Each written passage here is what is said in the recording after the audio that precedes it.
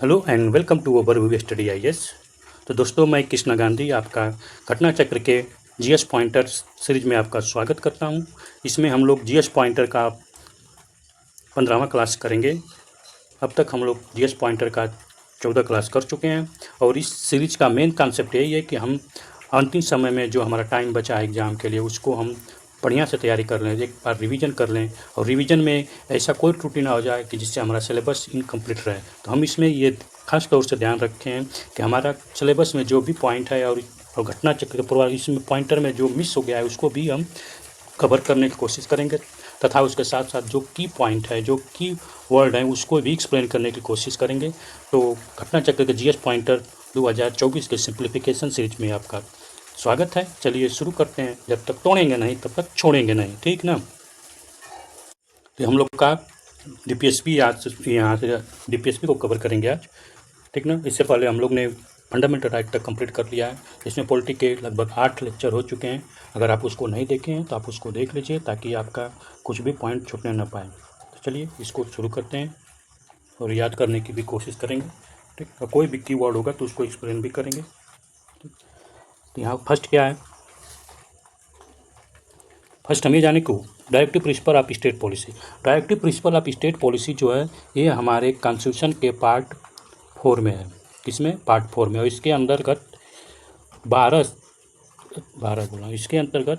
36 से लेके 51 तक आर्टिकल हैं, ठीक। और इसको डीपीएसपी के आर्टिकल को कॉन्स्टिट्यूशन ने क्रम वाइज दे दिया है 36 से लेके 51 तक, लेकिन पढ़ने के ओवरव्यू से हम अगर देखते हैं तो इसको 3 पार्ट में डिवाइड किया गया है। तो पहला इसको सोशलिज्म के तहत, दूसरा गांधीज्म के तहत, फिर थर्ड इसका इकोनॉमिक के तहत, ठीक। तो इसका 3 डिवीज़न है। तो आपको ये मालूम है चाहिए 3 डिवीज़न है। इसको 3 डिवीज़न कॉन्स्टिट्यूशन में कहीं भी नहीं कहा गया है, लेकिन हाँ इसको हम अपने पढ़ने के हिसाब से गांधीयन प्रिंसिपल और सोशलिस्टिक प्रिंसिपल और liberal and intellectual principle. Third क्या है? लिबरल एंड इंटेलेक्चुअल, ठीक है ना। Third liberal and intellectual principle. तो 3 प्रिंसिपल में इसको डिवाइड किया गया है, ठीक। जब जैसे जहाँ जरूरत पड़ेगा हम उस पर डिस्कशन करेंगे, ठीक। The purpose of inclusion of directive principle of the state policy in Indian constitution is to stabilise. तो इसका क्या है? तो ये सोशल और इकोनॉमिक और डेमोक्रेसी के लिए है, ठीक। और ये डायरेक्टिव प्रिंसिपल एक तरह से ओब्लिगेशन है स्टेट पर कि एक तरह से डायरेक्टिव देती है और ये कोर्ट में इन्फोर्सिबल नहीं है। आप इसमें अगर आप डायरेक्टिव प्रिंसिपल में कुछ प्रॉब्लम आपको नहीं मिल रहा है, तो जैसे फंडामेंटल राइट में था कि आप कोर्ट जा सकते थे उसके वायलेंस होने पर, इसमें आप नहीं जा सकते हैं। इसका कोर्ट जाने का प्रावधान है, ये कोर्टिसेबल नहीं है, कोर्ट के द्वारा इन्फोर्सेबल नहीं है। फंडामेंटल राइट क्या है? कोर्ट के द्वारा इन्फोर्सेबल है, ठीक। और एक क्वेश्चन बनता है तो डायरेक्टिव प्रिंसिपल को सरदार वल्लभ भाई पटेल ने ये कहा था कि fundamental principle of the governance, fundamental principle of governance Sardar Vallabh Bhai Patel ने बोला था, ठीक ना। तो और यहाँ तक कि अम्बेडकर जी ने इसके बारे में बताया था कि डायरेक्टिव प्रिंसिपल जो है ये पहले से ही हमारे कॉन्स्टिट्यूशन, हमारे जो ब्रिटिश गवर्नमेंट थी उस समय अवेलेबल था, ठीक। लेकिन वो स्टेट पर ओब्लिगेशन नहीं था, उसको कोई डायरेक्टिव नहीं दे करता था कि आप इसको फॉलो ही करें, इसको करना एक नेसेसरी नहीं किया था, ठीक ना। और अगर आप देखते हैं गवर्नमेंट ऑफ इंडिया एक्ट आप देखते हैं 1935, ये परीक्षा में पूछा जा सकता है। 1935 में ऑलरेडी था और लेकिन वहाँ पर नाम चेंज था। नाम क्या था इसका? तो इसका नाम था इंस्ट्रूमेंट ऑफ द इंस्ट्रक्शन। क्या? इंस्ट्रूमेंट ऑफ इंस्ट्रक्शन, ठीक ना। पूरा नाम लिखने से टाइम लगेगा, इसलिए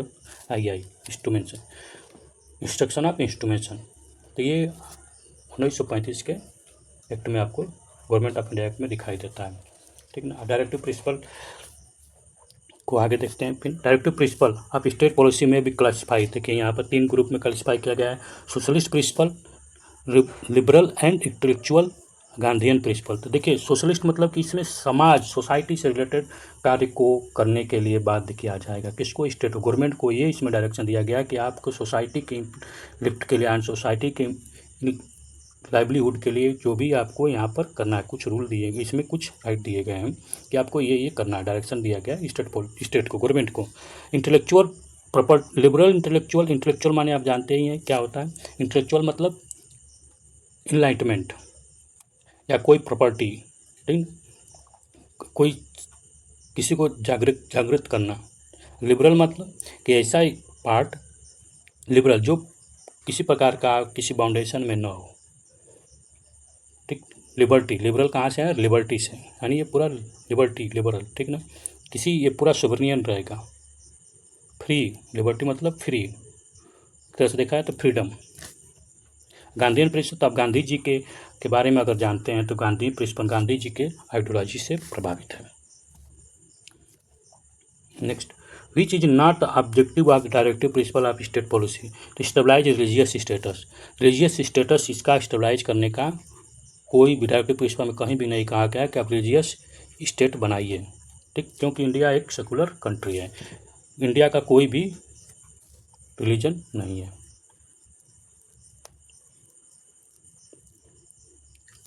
idea of India as the welfare state is found in, तो वेलफेयर स्टेट की अगर आइडिया आप देखते हैं तो हम प्रियम्बल में मिलता है, directive principle of state policy, दो जगह मिलता है। With reference to constitution of India directive principle of state policy constitute limitation upon, तो ये लिमिटेशन करती है गवर्नमेंट पर। तो गवर्नमेंट का अगर गवर्नमेंट का देखते हैं तो गवर्नमेंट के दो ब्रांच पकड़ते हैं, गवर्नमेंट का तीन ब्रांच होता है, पहला लेजिस्लेटिव, दूसरा एग्जीक्यूटिव, थर्ड जुडिशरी, ठीक ना। तो ये जुडिशरी पर नहीं ऑब्लिगेशन है, किस पर है, लेजिस्लेटिव और एग्जीक्यूटिव पर। लेजिस्लेटिव का काम है रूल बनाना, क्या बनाना, मेकिंग द रूल, लॉ बनाना, ठीक। एग्जीक्यूटिव काम है उस लॉ को क्रियान्वित करना, उसको अप्लाई करना, ठीक।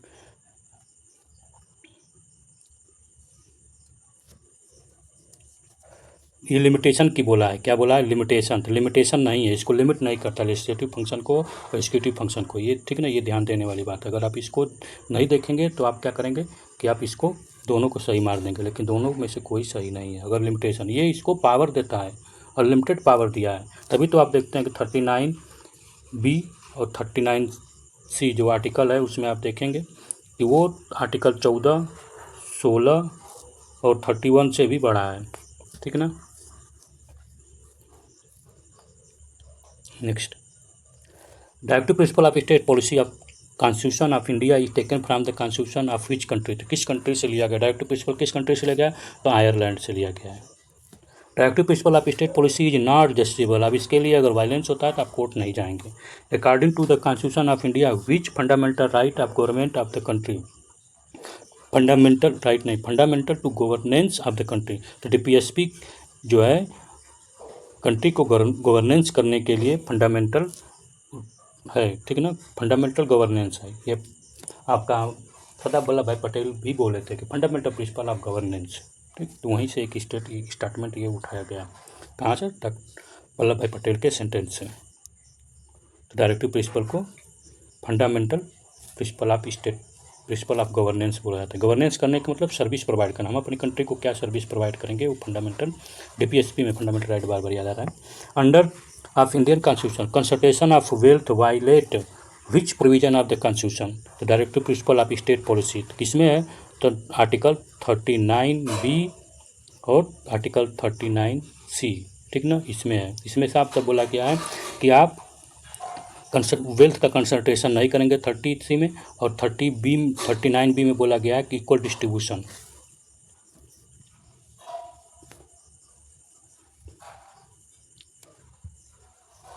Next, equal pay for equal work has been insure in the Indian constitution as the directive principle 39D, ठीक। अब जब 39 का जब भी जिक्र आएगा 39 में, तो 39 में आप देखेंगे तो यहाँ पर इसी की बात की गई है।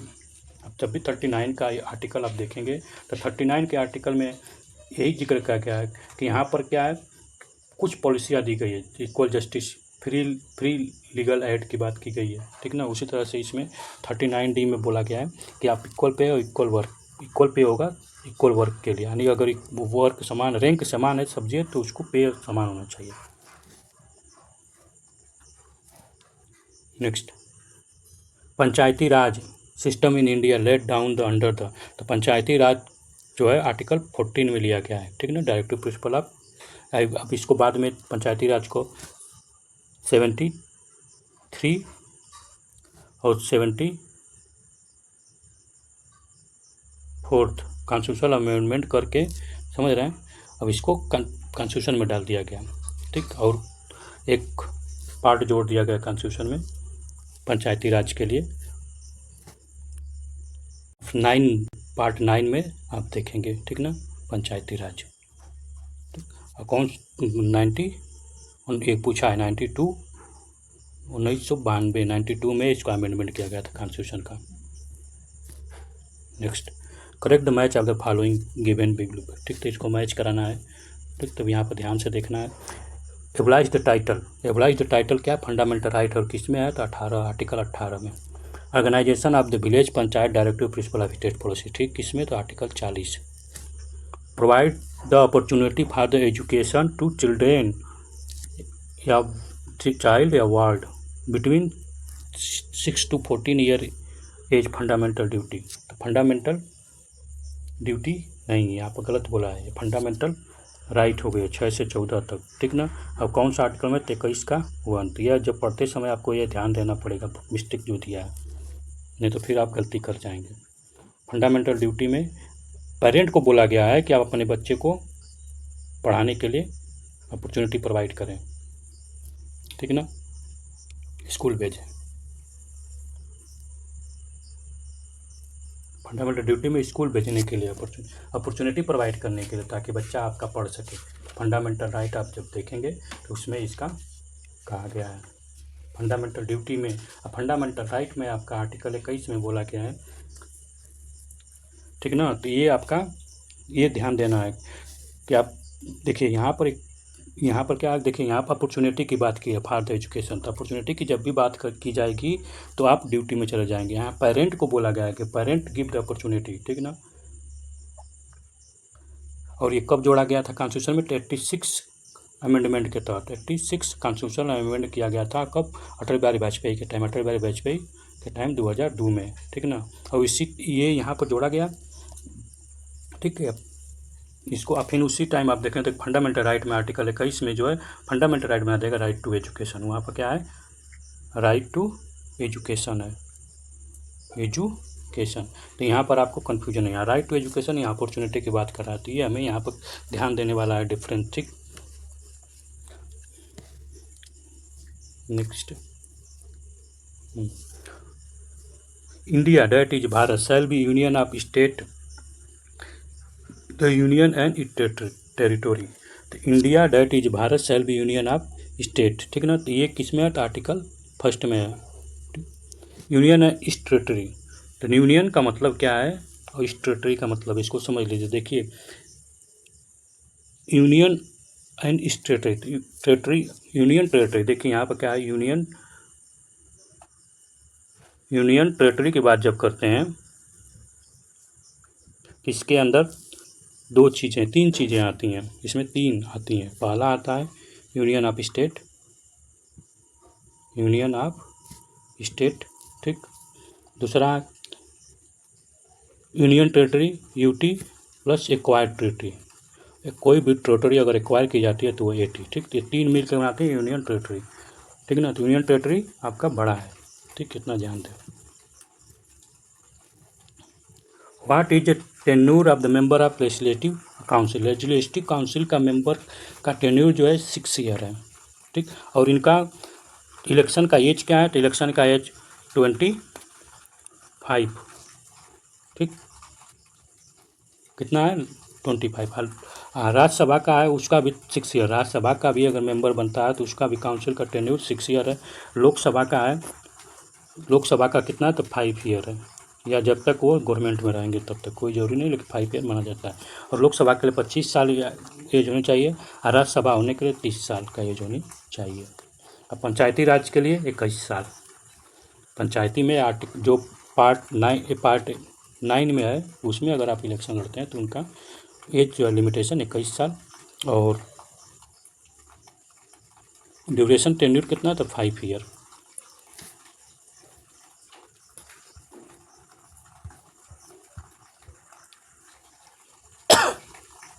Next, which one of the following article direct the state government to organise the panchayat.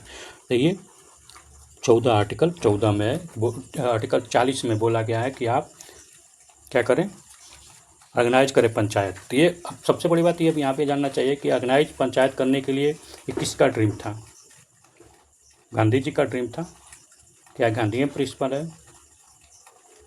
क्यों? आप कमेंट करके बताइए, ठीक ना। आप लोग को लगता है कि सब टाइम वेस्ट है, तो ठीक है, आप कमेंट करके ये बताइए कि गांधीयन प्रिंसिपल में आएगा कि किस में आएगा। ठीक, आर्टिकल 14, आर्टिकल 14 40 40 40 40 40 होगा, 14 नहीं 40, article 40 organise the village of panchayat, ये गांधीयन प्रिंसिपल के अंतर्गत आएगा, ठीक ना। आप लोग कुछ नहीं बताते हैं, गांधीयन प्रिंसिपल के अंतर्गत आएगा। Article 41 right to work, education and public assistant in certain case, ठीक। ये किस में आएगा? आपका सोशलिस्ट में आएगा या गांधीयन में आएगा और लिबरल इंटेलेक्चुअल प्रिंसिपल में आएगा? किस में आएगा बताइए, वेट कर रहा हूँ, बताइए फटाक से।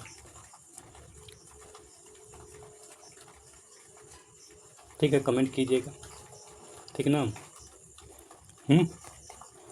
देखिए, आप खुद सोचिए, हम राइट टू वर्क कहाँ कहाँ जाते हैं? सोसाइटी में ही करने जाते हैं ना। एजुकेशन क्या है? सोसाइटी के, पब्लिक क्या है? सोसाइटी का है ना। तो किससे होगा? सोसाइटी सोशल प्रिंसिपल की बात, सोशलिस्ट प्रिंसिपल की बात की गई, ठीक। तो ये सोशलिस्ट प्रिंसिपल का पार्ट है। Article 44 uniform civil code for the all citizen, इस समय मोदी गवर्नमेंट इसके पीछे बहुत पड़ी है, ठीक है ना। तो इसको याद कर लीजिए, 44 यूनिफॉर्म सिविल कोड, ठीक। तो यूनिफॉर्म सिविल कोड जो है, ये आप देखेंगे तो आपको किस में मिलेगा? लिबरल इंटेलेक्चुअल प्रिंसिपल में, सोशल में या गांधीयन प्रिंसिपल? तो गांधी जी कभी भी इसके फेवर में नहीं रहेंगे, ठीक है ना। गांधी जी कभी भी नहीं चाहेंगे कि सबके लिए समान यूनिफॉर्म कोड मिले, क्योंकि सबका कंडीशन अलग अलग है। तो समान कैसे मिल जाएगा? ठीक, समान नहीं मिलेगा, इसका मतलब कि ये गांधीयन में नहीं जाएगा, ठीक है ना। किस में जाएगा? कमेंट करके बताइए, आपको छोड़ता हूँ।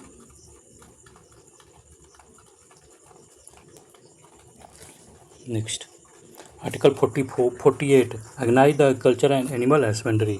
तो 48 जो है एग्रीकल्चर हस्बेंड्री के बारे में है, ठीक। तो ये गांधीयन प्रिंसिपल में जाएगा, ठीक ना। नेक्स्ट,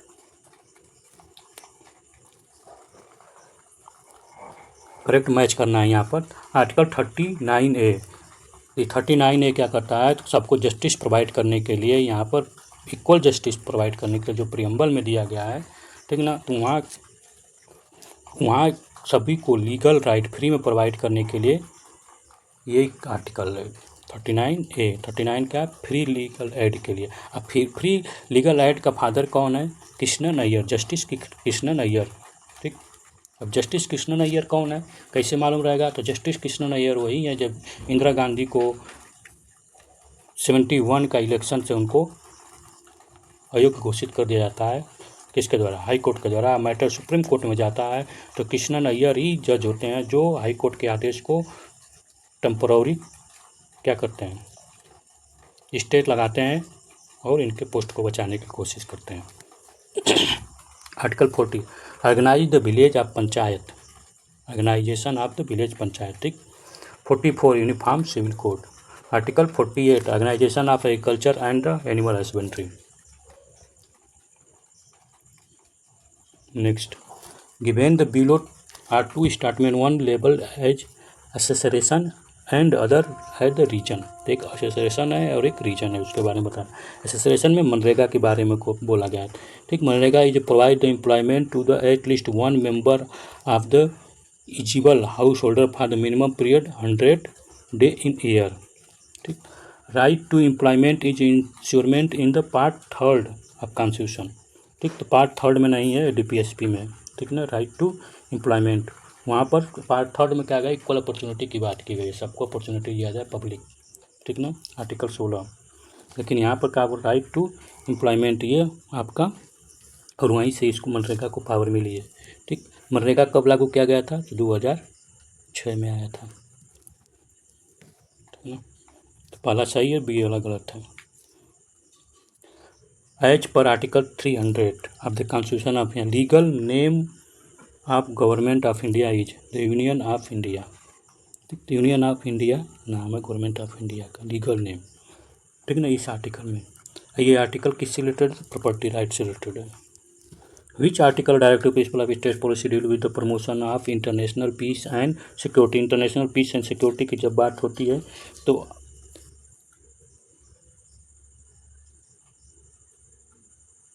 ये 51 बोल रहा है, क्या बोल रहा है 51, लेकिन हमको तो क्या लग रहा है 51 ही लगेगा, क्योंकि 51 है। 50 क्या है, जुडिशरी और सिक्योरिटी को सेपरेट करने के लिए है। 49 है, ये कन्फ्यूजन का। 49 क्या है, 49 जो है आपको हेरिटेज से रिलेटेड है, ठीक है ना, मोनूमेंट एंड हेरिटेज, ठीक। यहाँ से next, in India separation of judiciary from the executive enjoyed bye directive principle of state policy, article 50 में, ठीक ना, 50। Which article of the Constitution of India has the provision at the participation of the worker in the management of industry? 43A. The Constitution grant the right against the exploitation. The Constitution किसके लिए grant किया गया right exploitation होने पर? Children, woman and tribal के लिए, तीनों के लिए प्रोवाइड किया गया है, ठीक। अगर आप देखेंगे तो चाहे चिल्ड्रेन के लिए 24 में, वुमन के लिए आप देखेंगे, चिल्ड्रेन वुमन दोनों के लिए आर्टिकल 15 में भी है, 15 का 3, और ट्राइब के लिए आप देखेंगे, ट्राइबल के लिए 342, ठीक ना, 342 आर्टिकल में बात की गई है। Which is not directive principle of state policy, free education to children up to age of 14, ठीक। तो आर्टिकल 21 सही है, फ्री एजुकेशन की बात करें, right to free education up to 62, ठीक है ना, ये फंडामेंटल DPSP में नहीं है, फंडामेंटल राइट में है, article 21। In which provision of protection and improvement of environment and safe guard the forest and wild life found in the constitution of India. तो डायरेक्टिव प्रिंसिपल और फंडामेंटल राइट दोनों में पाया जाता है। और ये डायरेक्टिव प्रिंसिपल में अगर देखा जाए, डायरेक्टिव प्रिंसिपल और फंडामेंटल राइट, फंडामेंटल ड्यूटी में डायरेक्टिव प्रिंसिपल का ये आर्टिकल आपका एनवायरनमेंट से रिलेटेड 48 है। कौन सा 48, एक बार देख लीजिए, 48 है आपका किससे, डायरेक्टिव एनवायरनमेंट से रिलेटेड। 49 आपका हेरिटेज एंड मोनूमेंट से रिलेटेड। 50 आपका सेपरेशन सिक्योरिटी एंड जुडिशरी का सेपरेशन से, ठीक। अब 51 जो है इंटरनेशनल पीस से, ठीक। ये आपको इतना मालूम होना चाहिए, कन्फ्यूजन हो जाता है, बार बार ये आता रहता है। तो how are directive principle of state policy differ from the fundamental right, ये इन्फोर्सेबल नहीं है। डायरेक्टिव प्रिंसिपल क्या है, कोर्ट में इन्फोर्सेबल नहीं, लेकिन एक यहाँ पर प्रॉब्लम है कि जब भी 39B की बात आएगी और 39(9)C की बात आएगी तो ये पावरफुल ज़्यादा है, किस आर्टिकल से, तो आर्टिकल 14, 16 और 31, ठीक है ना, तो इससे ज़्यादा पावरफुल है।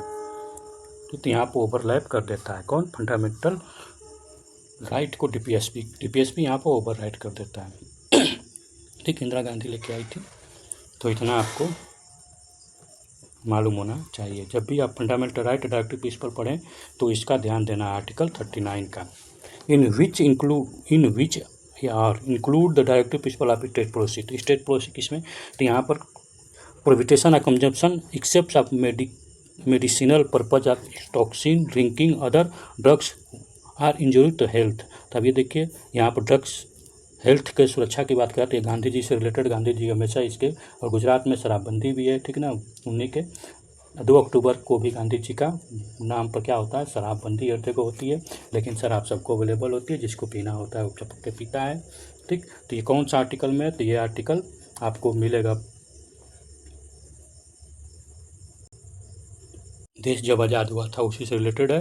तो कब 47, तो 47 आर्टिकल आप देश की आज़ादी से जोड़ सकते हैं, ठीक। तो 47 आर्टिकल में आपको हेल्थ की बात की गई है और इंटॉक्सिक ड्रिंक से दूर रहने के लिए, ठीक ना। तो आप 47 आज़ाद भी हुआ था इंडिया, ठीक।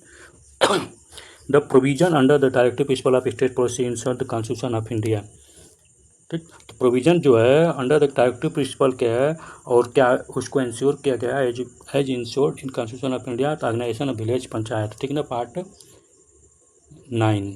ठीक। आर्टिकल कौन सा है? तो यहाँ पर देखिए पंचायत राज में कई आर्टिकल हैं, कई पार्ट में है। पार्ट 9 का ए है, पार्ट 9 का बी भी है, ठीक है ना। ए म्यूनसिपल पार्टी के लिए, म्यूनसिपल कॉरपोरेशन के लिए, और बी है सोसाइटी के लिए, ठीक, cooperative society. Promote the cotton industry in rural area, ठीक, ये भी है, ठीक। In which directive principle of state policy state shall endeavour the protect and improve the environment, ठीक। तो किस डायरेक्टिव प्रिंसिपल कौन सा में है? इन्वायरमेंट से रिलेटेड जब भी आएगा तो आप जान जाइएगा 48। इन्वायरमेंट किस में है? 48 में। किसमें? इन्वायरमेंट 48 में, ठीक ना। जब भी बात आए इन्वायरमेंट से रिलेटेड तो आप 48 में चुपचाप चला जाएगा। अब 49 आपका हेरिटेज एंड मोन्यूमेंट से related. Next, constitution is silent in the directive principle of state policy about the adult education, ठीक। एडल्ट एजुकेशन के लिए साइलेंट है, ठीक।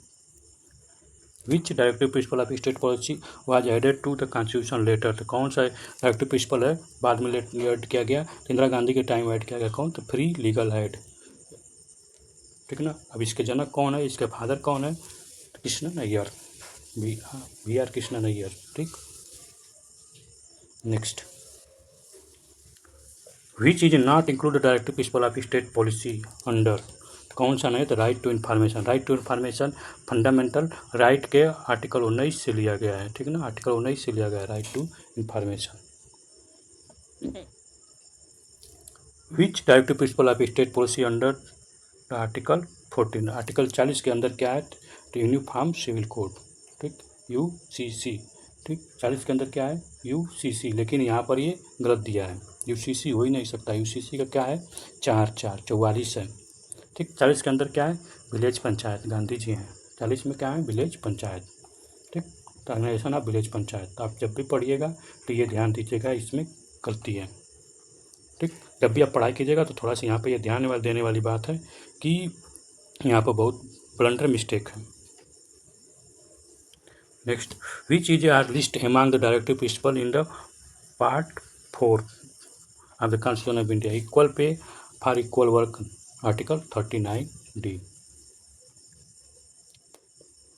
Directive principle of state policy is check which is paid on the bank convenience, तो directive principle of state policy एक ऐसा check है जब बैंक के पास पैसा होगा, यानी बैंक जब चाहेगा तब भी करेगा।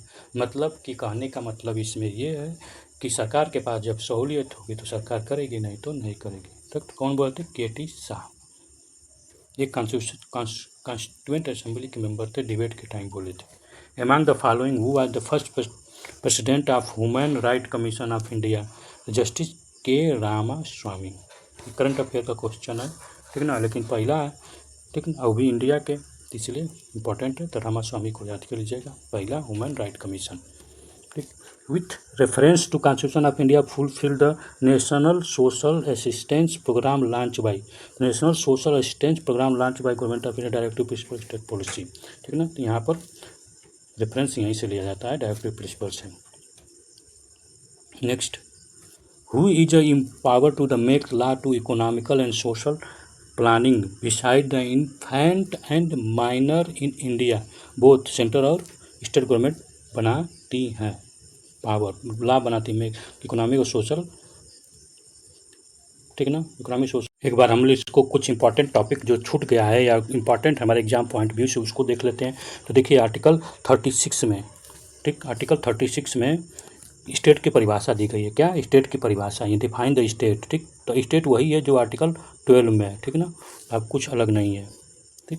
स्टेट वो सबको, वो हर ऑर्गेनाइजेशन स्टेट कहलाएगा जो कोई रूल रेगुलेशन बनाए और वहाँ के रहने वाले लोगों पर क्या करे, लाइफ पर इफेक्ट करे, तो उसको स्टेट कहेंगे, ठीक। सिंपल लैंग्वेज में, सिंपल, कोई भी इंस्टीट्यूट हो, कोई ऑर्गेनाइजेशन हो, कोई रूल रेगुलेशन बना रही है और उससे इफेक्ट हो रहा है वहाँ के लोगों का, तो समझिए कि वो स्टेट है और उसके खिलाफ हम कोर्ट जा सकते हैं, ठीक। 37 आर्टिकल बोल रहा है कि part 4 Indian constitution shall not be enforceable in any court, ठीक। पार्ट 4 का इंडिया कॉन्स्टिट्यूशन का कोर्ट में इन्फोर्सेबल नहीं। 38 जो है सोशल पॉलिटिकल और इकोनॉमिक जस्टिस की बात करता है। 39 जो है प्रिंसिपल पॉलिसी की बात करता है, ठीक। 39A जो है यहाँ फ्री लेग की बात करता है, फ्री लीगल एड। और 39B है जो इस वो करता है इक्वल डिस्ट्रीब्यूशन की बात करता है। 39 आपका C जो है ये बात करता है आपका इक्वल प्रोहिबिटेशन ऑफ द स्टोर करने, धन को स्टोर करने के लिए रोकता है कि आप धन का स्टोर नहीं कर सकते हैं वेल्थ को। 40 जो है ऑर्गेनाइजेशन ऑफ पंचायत है। 41 जो है वेलफेयर गवर्नमेंट की बात करता है। 42 है इंश्योर जस्ट एंड जस्टिस, ठीक है ना। Women work and maternity relief उनके लिए वुमन के लिए मिलता है, ठीक। तो जितने भी वुमन के लिए जो भी रूल रेगुलेशन बनते हैं तो यहीं से पावर मिलता है, ठीक। इसी को इन्फोर्स करने के लिए स्टेट बनाती है। 43 living wage and decent stand of the life. 43A work participation in management, ठीक। जो स्टार लगाया गया है वो इम्पोर्टेंट है, ठीक ना। 43B प्रमोशन ऑफ कोऑपरेटिव, ठीक। तो यही जाके कॉन्स्टिट्यूशन में फिर जोड़ा गया है 9X में। 44 यूनिफॉर्म सिविल कोड हमेशा न्यूज में रहता है, इंपॉर्टेंट है, इसको रख लीजिए। 45 जो है early child care and education. अब यहाँ से ही हमको जितना भी मिलता है बच्चों के लिए, जो भी गवर्नमेंट योजनाएं लेके आती है वो सब यहीं से इसी आर्टिकल को इम्प्लीमेंट करने के लिए लाती है। 46 protection of state SC ST and other weaker section from exploitation. तो यहाँ पर SC ST और अदर वीकर सेक्शन को एक्सप्लॉयटेशन से बचाने के लिए वीकर सेक्शन में आपको आ गया चिल्ड्रेन आ गए, वुमन आ गए, ट्राइब आ गए। 47 न्यूट्रिशन की बात करता है, तो इसी में जितने भी आपका हेल्थ से रिलेटेड और लिविंग स्टैंडर्ड लिविंग से रिलेटेड जितने भी आते हैं वो सब ये इसी को इम्प्लीमेंट करने के लिए योजनाएं लाई गई है। 48 scientific agriculture and animal husbandry की बात करता है। 48A environment wild life protection. 49 monument protection और हेरिटेज की बात करता है। 50 आपका जुडिशरी को सेपरेट करता है एग्जीक्यूटिव से। 51 इंटरनेशनल पीस की बात करता है, ठीक है ना। इतना मेन आर्टिकल आपको एक बार पूरा सब बता दिया। इसको आप DPSP का एप्लीकेशन देख लीजिए कि कैसे सरकार इसको एप्लीकेशन में लाती है, किसका कैसे DPSP का यूज़ करती है हमारी सोसाइटी के लिए, हमारे देश के, ठीक है ना, देश के लोगों के लिए। तो यहाँ पर कुछ पॉलिसियाँ हैं, उसके नाम ध्यान से आप देखेंगे तो समझ में आएगा। जैसे कि आप वुमन के लिए बात करते हैं तो इक्वल राइट लाइवलीहुड 39 के आर्टिकल में है, ठीक है ना। तो वहाँ से यहाँ पर वुमन के लिए बात की जाती है। इक्वल पे या वर्क, ये भी वुमन के लिए। Justice league and ad free legal aid की बात की गई वहाँ पर, ठीक। Just women condition for work and maternity, ये रिलीफ, ये बताया पहले भी मैं बता चुका हूँ। Special care protection economic and educational interest of weaker section. Rise level of nutrition, ये भी बता चुका हूँ 47 आर्टिकल का वुमन के लिए, ठीक है ना, यूज किया गया।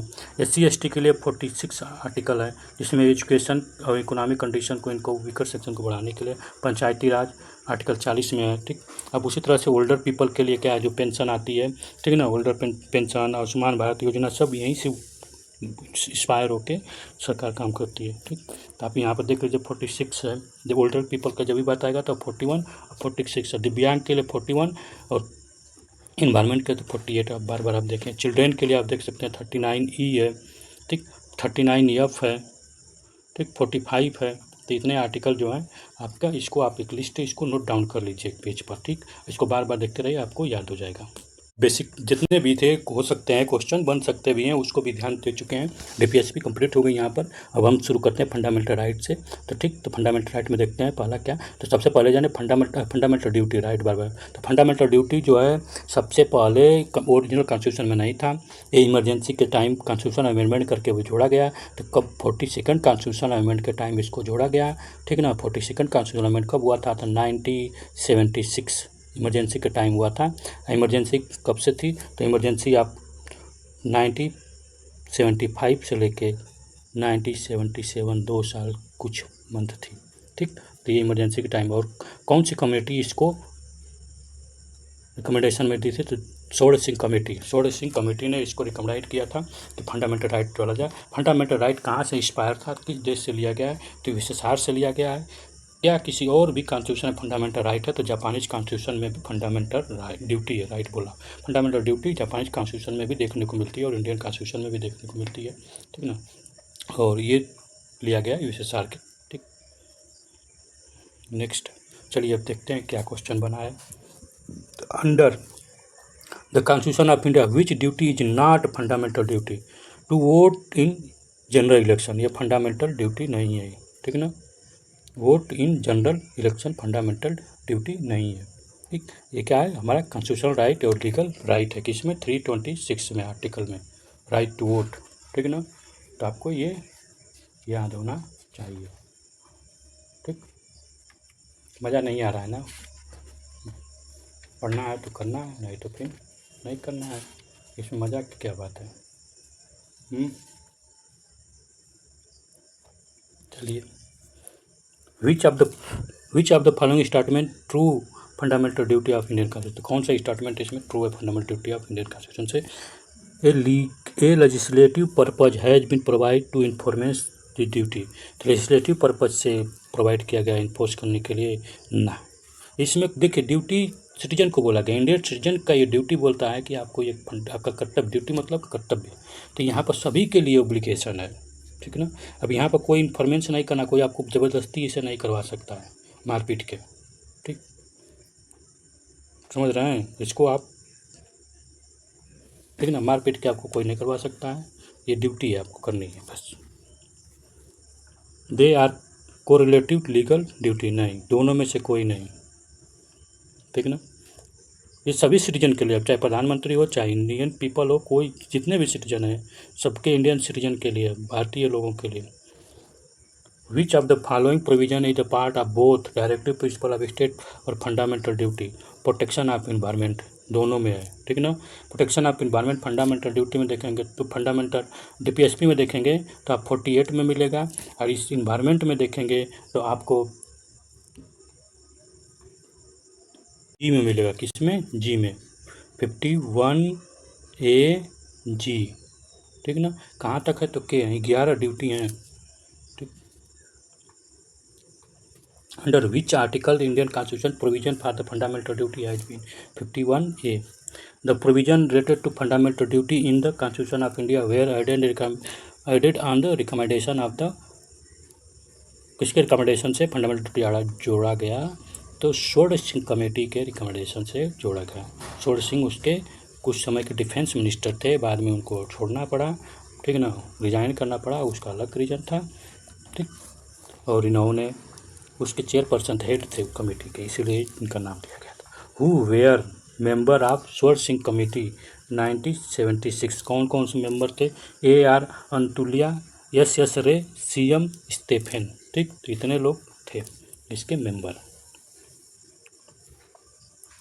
Which statement regret the fundamental duty is not true, they can be enforce by writ. ना, रिट हमेशा किसके लिए है, तो सुप्रीम कोर्ट में जाने के लिए आपको रिट 32 का यूज करना पड़ेगा। तो फंडामेंटल राइट के वायलेंस पर आप जा सकते हैं, अगर आपका फंडामेंटल राइट का इंक्रोचमेंट हो रहा है तो आप फंडामेंट के राइट के लिए आप सुप्रीम कोर्ट का सहारा 32 के अंतर्गत जा सकते हैं। और 226 के अंतर्गत आप सुप्रीम हाई कोर्ट जा सकते हैं। तो इसमें भी आप केवल रिट के लिए नहीं, आप लीगल राइट के लिए भी जा सकते हैं। सुप्रीम कोर्ट में केवल आपको फंडामेंटल राइट के लिए जाएंगे।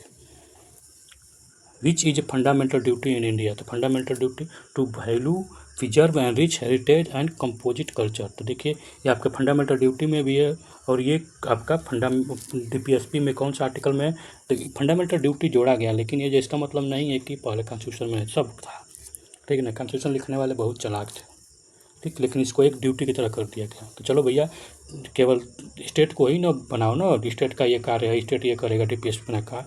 सरकार सोचे कि चलो तुमको भी कुछ दायित्व देते हैं, तुम भी करो फॉलो, ठीक ना। तो सृजन के रहती है कौन सा आर्टिकल, तो आप देखेंगे 49 में आपको DPSP में भी मिलेगा, तो दोनों जगह। The word to avoid the respect under the provision of the article 51 constitution of India in concern to constituents, ठीक ना।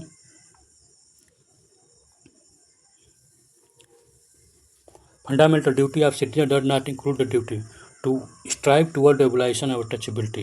ठीक, तो अनटचेबिलिटी आर्टिकल 17 फंडामेंटल राइट में है, ठीक ना, तो इसमें बात नहीं किया गया। Which is not part of fundamental duty under Indian constitution to help organise the village panchayat. Village panchayat की बात की गई है किसमें, आर्टिकल 40 में, DPSP में, इसमें नहीं। Next, who is are among the fundamental duty of citizen laid down the Indian constitution, कौन सा है, to preserve the rich heritage our composite culture. ठीक, ये है कौन सा में है, हेरिटेज कल्चर की बात किसमें की गई है, तो एफ में। ठीक, आप जब DPSP में जाएंगे तो वहाँ पर आपको बात की गई है 49 में, ठीक ना। To avoid the scientific temperament develop the scientific temperament and spirit of the inquiry. ठीक, तो हमको अपना क्या करा, हमको स्पिरिट बनना, हमको इंक्वायरी का अपना जो भी है, ठीक ना, यहाँ पर साइंटिफिक टेम्परामेंट डेवलप करने की बात की जा रही है। किसको, इंडियन सिटीजन को, किसी भी चीज़ पर। ऐसे अभी हाल में आ गया कि तिरुपति बालाजी के टेम्पल में जो लड्डू यूज किया जाए उसमें चर्बी और ये सब क्या दुनिया भर का मिलाया जा रहा है, ठीक ना, घी का यूज किया गया। ठीक, तो वहाँ पर हमें अब साइंटिफिक टेम्परामेंट और स्पिरिट की इंक्वायरी करनी चाहिए। ऐसा नहीं कि अब वायलेंस हो जाए। ठीक, उसको सोचना पड़ेगा। बाद में देखिए सुप्रीम कोर्ट लताड़ दिया, चंद्रबाबू नायडू उल्टे गिनती शुरू हो गई, ठीक ना। तो ऐसे ही वोट बैंक के लिए कुछ और कर देते हैं नेता। ठीक, तो आपको ये मालूम होना चाहिए, ठीक ना। स्पिरिट इंक्वायरी तो किसमें है, तो ई में, किसमें, ई में। ठीक, to strive toward the excellent in all sphere individual and collective activity, तो जे में है। ठीक, जे में ये अब 11 गो है, 11 को एक बार देख लेंगे तो उसमें बस बोला गया ये करना है, ये करना है, ये करना है, ये करना है, ये करना है, ठीक है ना। उसमें रिक्वेस्ट लगेगा आपको। Which is not the fundamental duty to protect monument and place of national important. ठीक, तो फंडामेंटल ड्यूटी नहीं है। क्या है यहाँ पर, ये देखिए प्रोटेक्ट की बात किया गया ना, मोनूमेंट ये 49 में क्या है, DPSP में है। ठीक, लेकिन आप देखेंगे तो ये सेम चीज़ आपको यहीं पर मिलेगा। तो यहाँ पर प्रिजर्व करने की बात की गई है, प्रिजर्व, और यहाँ प्रोटेक्ट, ठीक ना। तो वर्ड देखा जाते कई तरह से है, ठीक, लेकिन अलग अलग यूज किया गया। तो यहाँ पर वर्ड के साथ खेला गया। यहाँ प्रिजर्व करने की, कंजर्वेटिव की बात की, यहाँ प्रोटेक्ट करने की बात की गई कि आपको तोड़ फोड़ नहीं करना। ठीक, नेक्स्ट, इट शैल बी लगाया। शैल बी का मतलब क्या होता है मालूम है, निश्चित, नेसेसरी, ठीक ना, निश्चित कर दिया, फिक्स कर दिया है। Duty every citizen of India protect and improve the natural environment. ठीक, करेक्ट है, फंडामेंटल ड्यूटी में है। कौन सा में है, तो आप अभी देखे हैं, ऊपर देखे हैं, तो ये एफ में है, एफ में है नहीं, जी में है। किसमें, जी में। एफ में क्या है, रिच हेरिटेज प्रिजर्व करने की बात किया गया है एफ में। ठीक, और ये आपका 48 DPSP में भी वही बात की गई है। अब कंपेयर करेंगे तब समझ में आएगा। The above statement refer to which of the following article of the constitution. Article 51 का क्या है, जी, एक है जी। Which statement incorrect, fundamental duty are part of fundamental, नहीं, दोनों अलग अलग हैं। इनकरेक्ट पूछा भी है। Which is not a fundamental duty, protect monument and place of, यहाँ पर प्रोटेक्ट करने की बात कर रहा है। अब फंडामेंटल ड्यूटी में क्या किया, प्रिजर्व करने की बात किया है, कंजर्वेट करने की बात कर रहा है, ठीक ना। ये किसका है, 49 आर्टिकल का है। How many fundamental duty are there Indian constitution, 11 गो है। ठीक, पहले 10 गो थे, बाद में 11 गो किया गया अटल बिहारी वाजपेयी ने, लास्ट वाला के जोड़ा 2002 में, ठीक ना। और 86 कॉन्स्टिट्यूशनल अमेंडमेंट के तहत जोड़ा गया।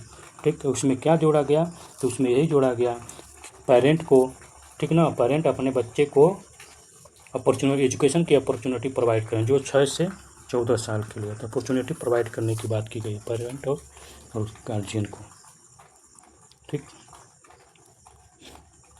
Which is not provide the part 9 fundamental duty of India to respect our parent and teacher. हाँ, तो पेरेंट और टीचर को रिस्पेक्ट करने के लिए बात नहीं की गई है। ठीक, जो भी बात की गई है समझ लो देश के लिए की गई, देश के से रिलेटेड है। पेरेंट और टीचर जो है देश से नहीं रिलेटेड, टीचर एक इंस्टीट्यूट से रिलेटेड है, पेरेंट एक फैमिली से रिलेटेड है। तो इसलिए यहाँ पर ये संस्कार नहीं सिखाया गया है, ठीक ना। Under the constitution of India which is not fundamental duty, vote to public election, क्या है, फिर वही रिपीट हो गया। तो वोट टू पब्लिक इलेक्शन का लीगल राइट भी है और कॉन्स्टिट्यूशनल राइट भी है। आर्टिकल किसमें है, 326।